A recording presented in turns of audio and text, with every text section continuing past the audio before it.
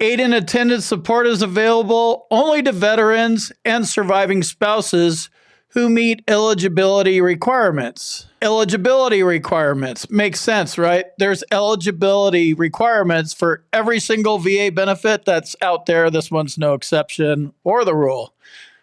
Most of them are you have to be a veteran, right? So some are, easier than others. But if you're thinking about any veterans benefit, any VA benefit, anything that has to do with the VA, if you want something, they got it, you have a question about it, you should call them. Look on their website, get them on the phone, send them a letter, smoke signals, fax machine. They're even texting a little bit now. And find out directly from them. They're the ones that, administer the program and pay you. So always ask them at the end of the day. So let's look at some of these eligibility requirements. The first one is an age requirement.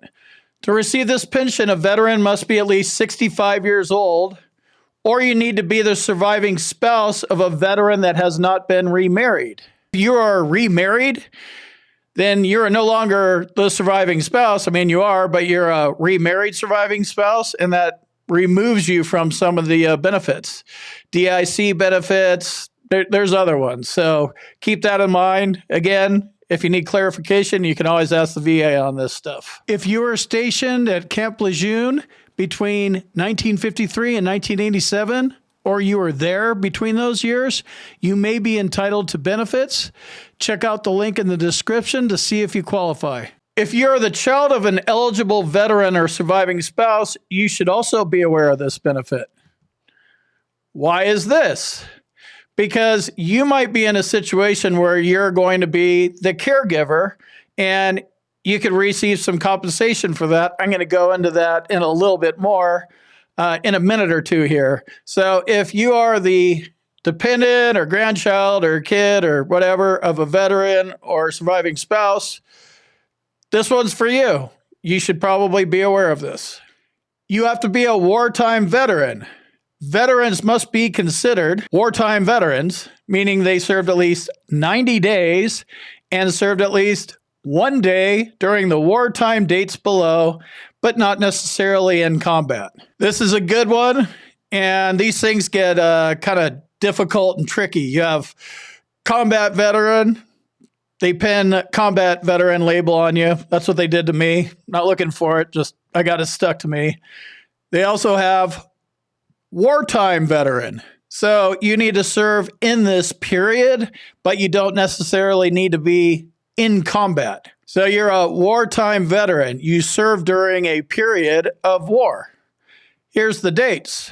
World War II, December 7th, 1941, December 31st, 1946. Korean War, June 27, 1950 to January 31st, 1955. Vietnam War, August 5th, 64 to May 7th, 1975, or February 28, 1961 through May 1975 for veterans who served in Vietnam. And then the last one is the Gulf War. The Gulf War is August 2nd, 1990 to undetermined because it's still ongoing. Usually expires every year, and then at the last minute they say, oh yeah, the Gulf War is going to be extended till 2022 or 2023. I think the last time they did it, they extended the period for a couple years. So this is what wartime veteran is defined as. You need daily living assistance. You must prove that you need regular supervision or check out the or. Always watch out for and or statements. So here's one of the ors. Or you need help with 2 activities of daily living. You need regular, although not full-time, supervision due to a physical, cognitive, mental, or developmental condition. Or, there's Oregon. Oh, wait. I don't mean Oregon, the state, or again, right, forget it. Try to make it funny. Or you require the aid of another person to perform 2 activities of everyday living tasks. For example, dressing, bathing, feeding, toileting, or medication management, to name a few. There's a list of them. There's a net worth limit restriction to qualify for this Veterans Aid and Attendance benefit. The net worth limit to be eligible for veterans pension benefits is $138,489. You must have less than $138,489 in assets, and you can own one house and one car, and that won't be counted against you. One house and one car. The second and third house, those will be counted against you. The jet skis, the fancy mountain bike, the $20,000 coin collection, all that stuff will be used against you. One house, one car, very strict. This might get you out of the running right here because this is a pretty low, net worth limit. But if you slide in and you take away your house and your car, you can live in a $10 million house and have a $10 million car. You just can't have multiple of either of those things. And there's a 3-year look back period. So what does that mean? That means when you, qualify and you're like, oh yeah, I got this, age, good, net worth, got everything. They're going to look back through everything, all your finances. You have to give them a bunch of shit. They're going to look back for 3 years.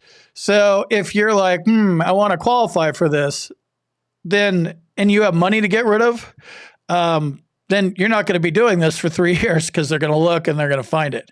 So that's why they do it. This is kind of a gnarly program. 3-year look back period. If you want to increase your veterans benefits rating, check out my boot camp. You could do that at combatcraig.com.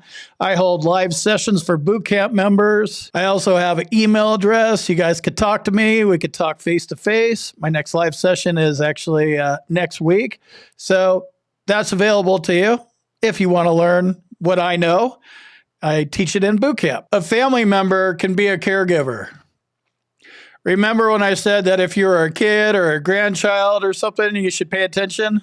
This is where you should really pay attention. A family member, maybe you, can be a caregiver. VA pensions can be used to pay a family member who is the caregiver of a veteran or survivor, with the exception of spouses. Care expenses can be deducted from a veteran or surviving spouse's income, including payments made to family members, such as children or grandchildren. So you could fall in this category if you're the caregiver and you're the kid or the grandkid, child, whatever. Can't be the spouse, though. The reason that you can't be the spouse is, unfortunately, this method does not work for the veteran spouse since joint income is calculated as household income. So if you guys are married, your spouse doesn't count because she was already counted or he was already counted. But if you're the kid and you're not the veteran or the spouse, good to go. Don't need to be licensed, don't need to be a doctor. If you're the caregiver, you're the caregiver. So they're a little flexible on this one. How do you qualify for this benefit? VeteransaidandAttendance.us might be able to help you out. I'll leave a link in the description. There's a form on there that will ask you questions, and these questions will qualify you. So if there's yeses, you're good. If there's no's, they'll pop up some other information, or maybe you don't qualify. So this is one resource. You could also get a VSO involved. You could do it yourself. Again, you have to figure out what's best. This one, I'm telling you, is tricky, and I wouldn't do this one alone, but I'm sure a lot of people do. So use your own discretion. If you need help, this is a resource. Or find another resource. Or have your caregiver. Maybe they could help you. Find some help.